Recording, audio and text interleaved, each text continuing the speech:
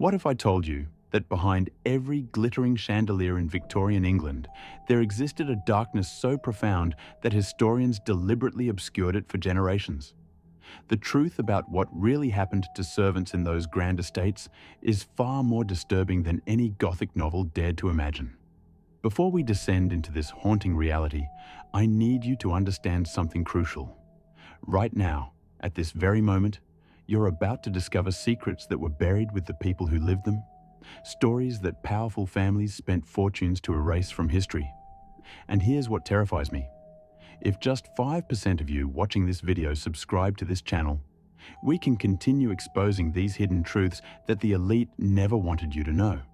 They controlled the narrative then. Don't let algorithms control it now.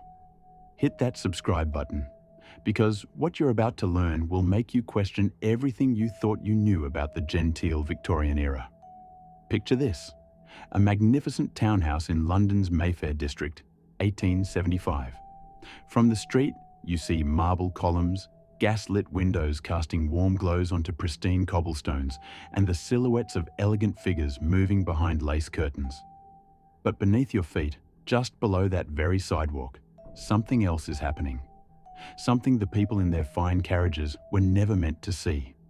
40 feet underground, in a network of tunnels that connected the basement to the coal shed, a 14-year-old girl named Mary is crawling through absolute darkness. Her hands are bleeding. She hasn't seen daylight in 6 days, and she's one of the lucky ones.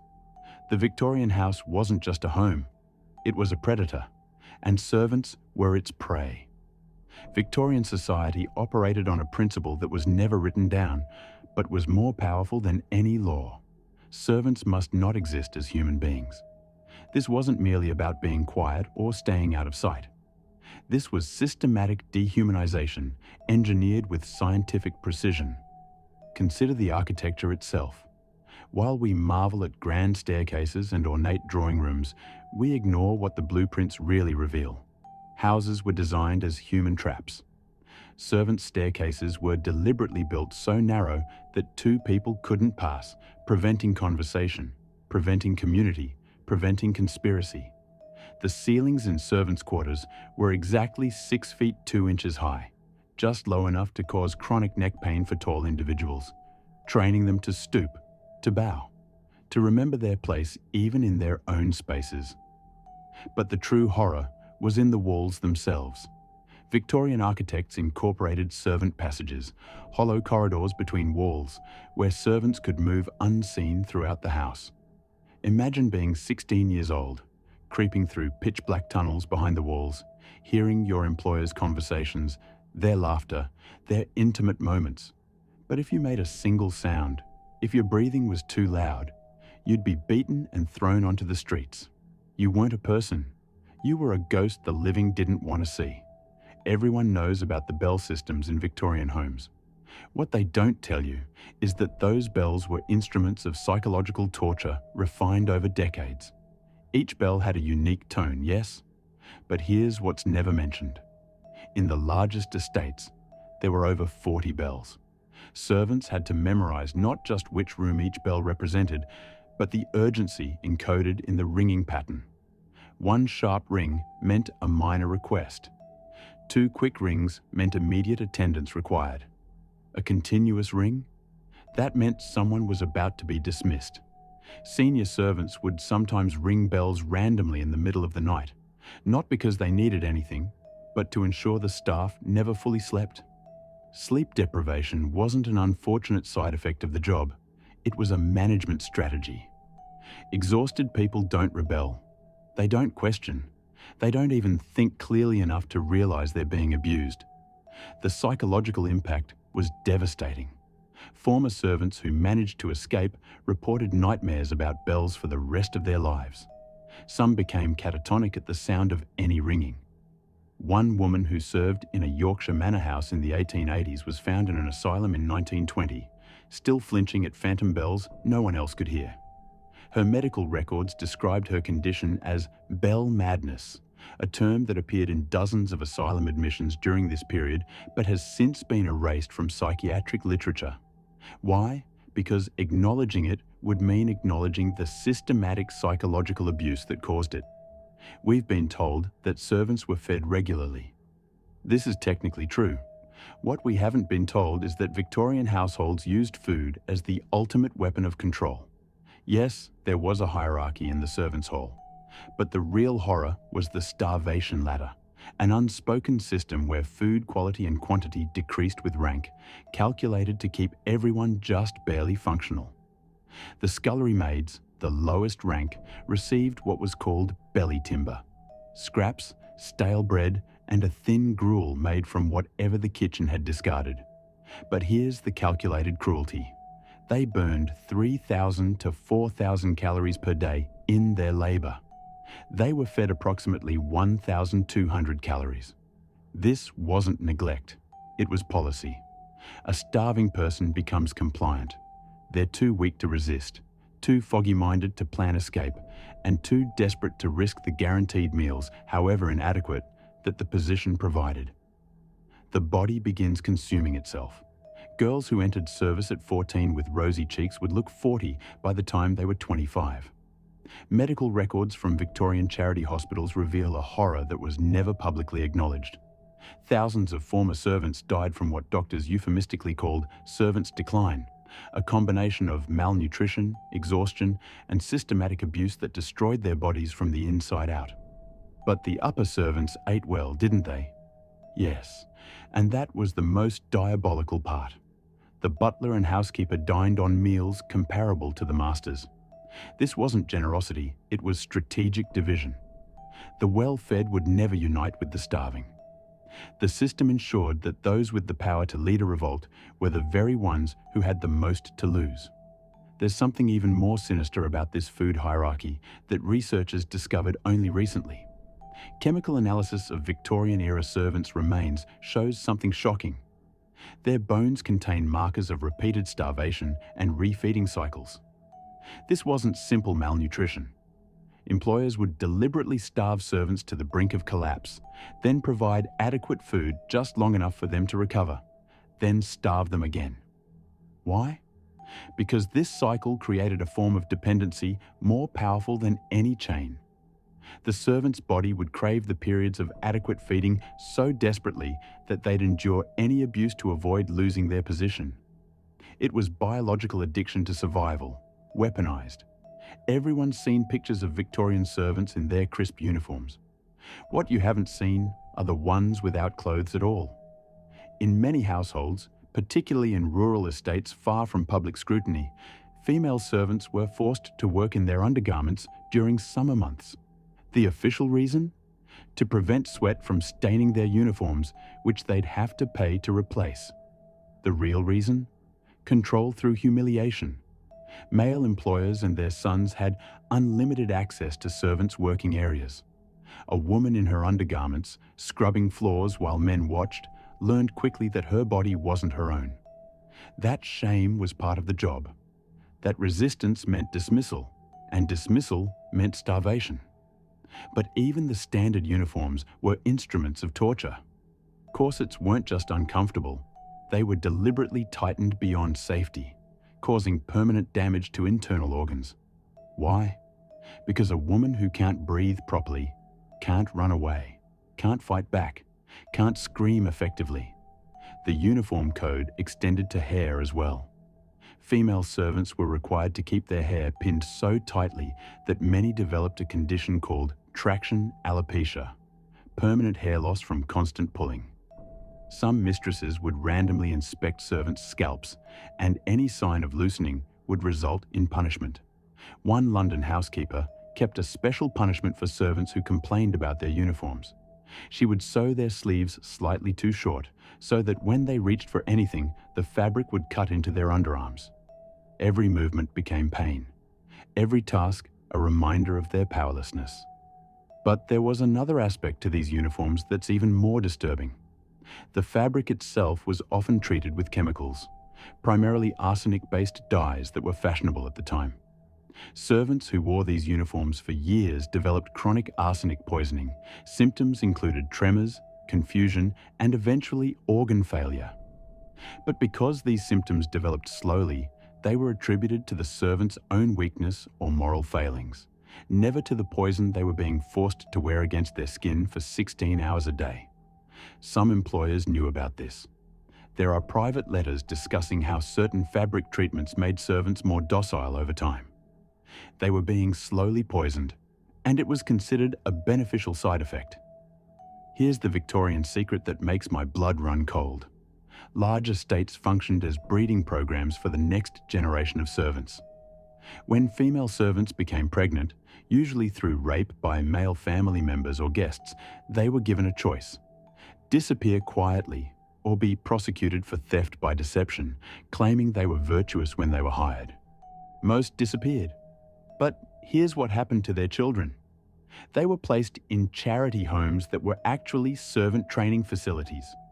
From age 5, these children would be indoctrinated into service. They'd learn to speak in whispers, to walk without sound, to anticipate needs before they were voiced. They were bred, trained, and deployed like livestock. Records from one such institution in Manchester reveal that of 400 children raised there between 1860 and 1890, only 12 ever left service. The rest died in harness, working in the same houses where their mothers had been raped, creating a literally endless cycle of servitude. The Victorian elite called this maintaining standards. What they'd actually created was a hereditary underclass with no escape route, no legal protection, and no hope. These training institutions had names that sound benign: the Home for Friendless Girls, the Society for the Protection of Destitute Children, the Foundling Hospital for the Reception of Fallen Women's Offspring. But inside, children as young as 3 were being systematically broken and remade into perfect servants. The training methods were brutal. Children who cried were locked in closets for hours. Children who spoke without permission had their mouths washed with lye soap.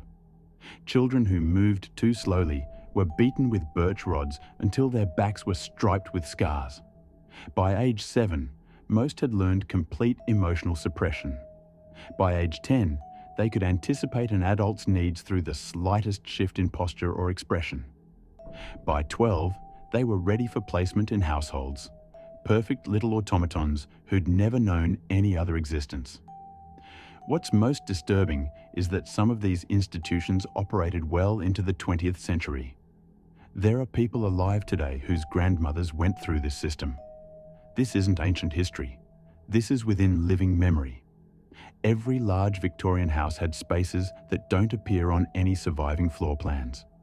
Rooms that were deliberately omitted from architectural records. Rooms that servants whispered about, but that masters denied existed. The punishment room. These windowless spaces, usually in sub-basements or converted coal cellars, served one purpose: breaking the spirit of any servant who showed independence. The methods used there weren't officially documented, but testimonies from servants who managed to escape paint a picture of systematic brutality. Physical punishment was common: beatings, burnings, deliberate starvation in locked confinement. But the psychological torture was worse. Servants would be locked in absolute darkness for days, sometimes weeks. Some punishment rooms were deliberately built near rat-infested areas. Others were subjected to temperature extremes, freezing in winter, sweltering in summer. One testimony from 1881, discovered in the private papers of a social reformer, describes a punishment room in a Devonshire estate where a kitchen maid was forced to stand in ice-cold water for 6 hours because she'd accidentally broken a teacup. She developed gangrene and lost 3 toes. When she could no longer work effectively, she was dismissed without reference. But here's the thing that still haunts me. These punishment rooms were standard, not aberrations. Not the actions of a few sadistic employers. Standard, expected. A normal part of household management.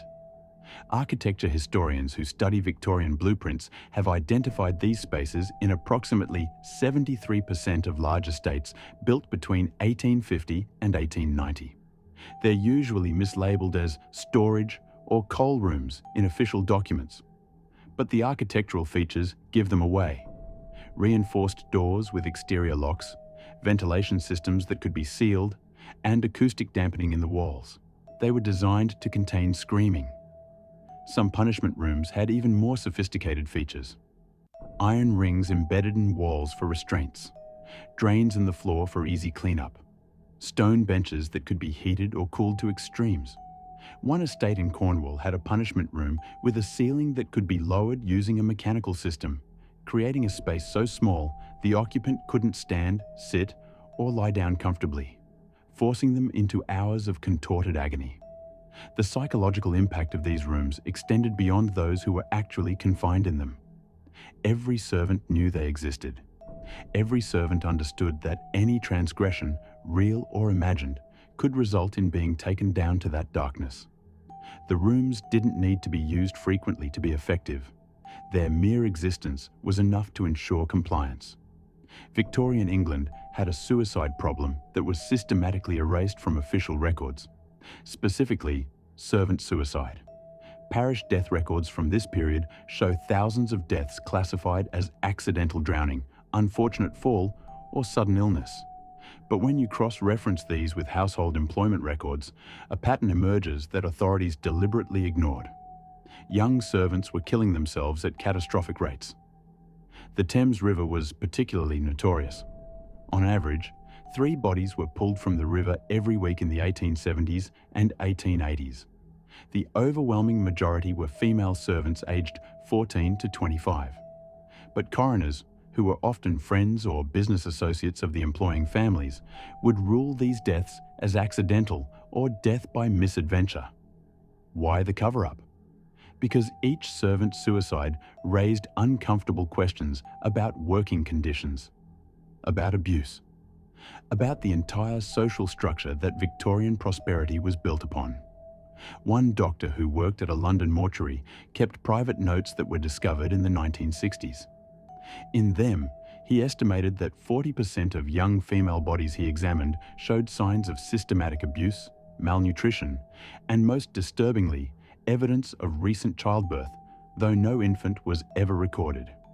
Where did those babies go? The answer is a horror that Victorian society never wanted to confront. When pregnant servants were dismissed, and they always were eventually, they entered a shadowy economy that operated in plain sight but was never officially acknowledged. The baby farm. These weren't adoption agencies. They were disposal sites. For a fee, usually the last wages a desperate woman possessed, baby farmers would take unwanted infants with a promise of finding them good homes. What actually happened was systematic murder. Babies were starved, poisoned with laudanum, or simply left to die from neglect. One of the most notorious cases that actually made it to trial was Amelia Dyer, who murdered an estimated 400 infants over a 30-year period. But here's what never gets mentioned. Dyer was only caught because she became sloppy. Hundreds of other baby farmers operated with complete impunity because their clients, desperate former servants, could never risk drawing attention to themselves. And the fathers of these babies, the sons and brothers and patriarchs of fine Victorian families, went on with their lives completely untouched. Some became members of Parliament. Some became judges. Some became the very men who wrote laws about morality and Christian virtue. The system protected predators and punished victims with mechanical efficiency. There's a cemetery in East London that contains a mass grave discovered during construction in 2009.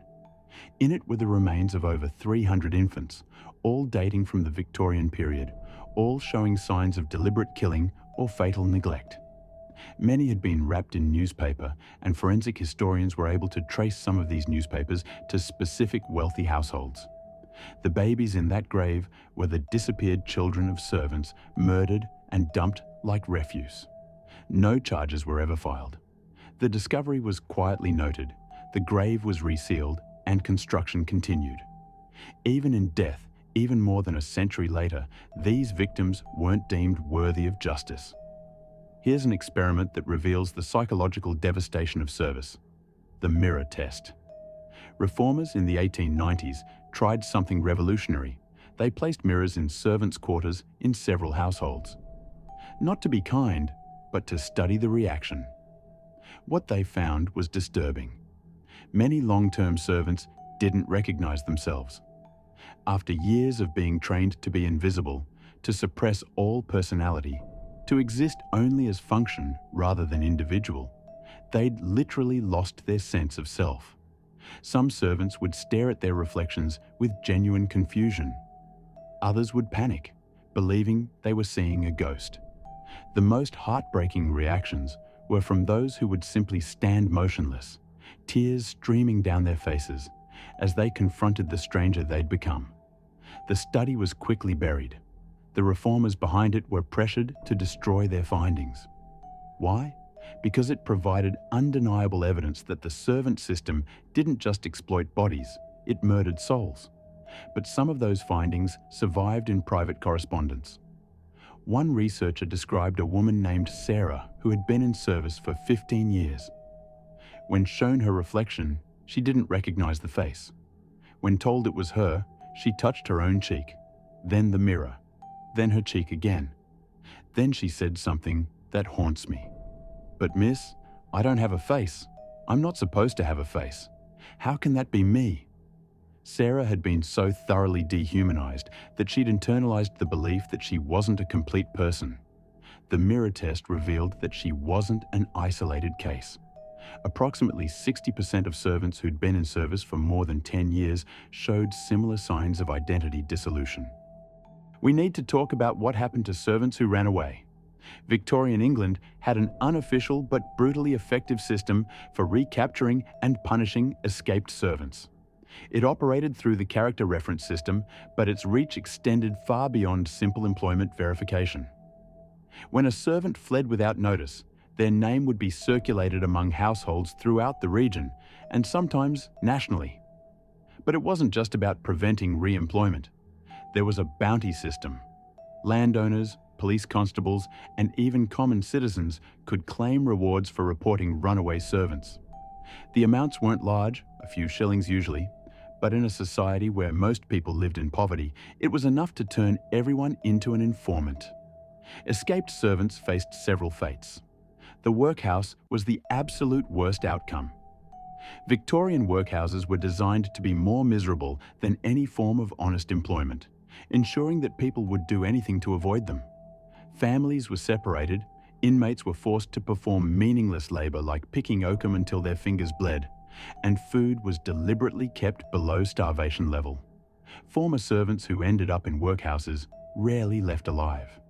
For young women especially, prostitution became the only viable option. But Victorian prostitution wasn't like modern depictions. These weren't high-class courtesans. These were desperate women selling their bodies in alleyways for pennies, dying young from disease, violence, or suicide. Many former servants ended up in this trade not by choice, but because every other door had been closed. Some escaped servants fell in with criminal networks. Victorian London's underworld absorbed these desperate people, using their inside knowledge of wealthy households to plan burglaries. But the life expectancy wasn't much better. Transportation to Australia, execution, or death in the commission of crimes claimed most of them. One case that was documented but quickly suppressed involved a young footman named Thomas Webb, who escaped from a Manchester estate in 1873. He was captured 2 weeks later and returned to his employer. What happened next was officially recorded as an accident. Thomas allegedly fell down the servants' stairs and broke his neck. 3 servants witnessed what actually happened. Thomas was thrown down those stairs by the butler on direct orders from the master. All 3 witnesses later disappeared from employment records. We don't know what happened to them, but we can guess. There's another fate that rarely gets discussed: the Magdalene Asylums. These institutions, run primarily by religious organizations, claimed to rehabilitate fallen women. In reality, they were prisons where former servants were forced into unpaid labor for years, sometimes decades, supposedly to atone for their sins. Women who entered these asylums rarely left. They worked in commercial laundries, generating profit for the institutions, while being subjected to psychological and physical abuse in the name of moral redemption. Some Magdalene asylums operated well into the 1960s. Mass graves discovered at several sites reveal that hundreds of women died in these places and were buried in unmarked plots, their families never notified. Victorian servants developed an entire communication system designed to be invisible to their employers. This wasn't quaint or charming. It was a desperate attempt to retain some shred of humanity in a system designed to erase it. They called it the silent tongue, and it was far more sophisticated than simple sign language. Servants would communicate through the specific way they folded linens, the angle of placed objects, the number of steps they took when crossing a room. A teacup placed with its handle at 3 o'clock meant the master is in a foul mood. Avoid him. A particular way of draping a towel meant someone was dismissed today. The pattern of coal in a fireplace could convey which family member was being particularly cruel that day. But the most haunting aspect of the silent tongue was what servants called the ghost words, a form of communication where they would mouth messages to each other without making any sound, their lips forming words that could never be spoken aloud. Why such elaborate secrecy? Because being caught communicating could result in immediate dismissal for conspiracy. The simple act of talking to a fellow human being, of finding solidarity in shared suffering, was considered a fireable offence. One former lady's maid, writing anonymously in a reform journal in 1891, described the psychological impact. After 5 years of service, I found I had forgotten how to speak in a normal tone. My voice had become a permanent whisper. Even after I left service and married, my husband would complain that he could barely hear me. I had been trained so thoroughly to silence myself that I'd lost the ability to exist audibly in the world. The silent tongue had other elements too. Servants would leave objects in specific locations as warning systems. A particular book moved to a certain shelf meant a family member had been violent that day. A vase turned slightly meant someone was listening behind a door. A certain flower in a certain window meant it was safe to meet in the servants' quarters that night. This elaborate system reveals something profound. Even in conditions designed to isolate and control, human beings will find ways to connect. But it also reveals the depths of surveillance and punishment that made such a system necessary. These people couldn't even speak to each other without risking their lives. This is where the story becomes almost unbearable, but it must be told. Victorian medical science was advancing rapidly, but ethical oversight was non-existent. Servants became a convenient population for medical experimentation. They were numerous, powerless, and if something went wrong, nobody important would care. Some of this experimentation was documented, though the records were later suppressed. Anesthesia trials.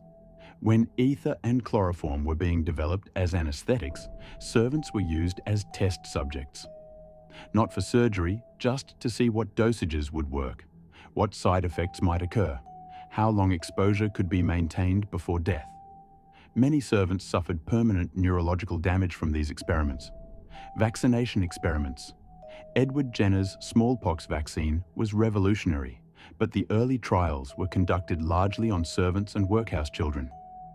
What isn't widely known is how many other vaccines were tested on unwilling servants throughout the Victorian period, including some for diseases that didn't even affect humans. These were purely experimental, purely to advance scientific knowledge, and the consent of the human subjects was never even considered. Surgical practice. Young doctors needed to practice surgical techniques. Where better than on servants who couldn't refuse and couldn't sue if something went wrong? There are records of servants being subjected to unnecessary operations simply so medical students could gain experience. Many died from infections or botched procedures.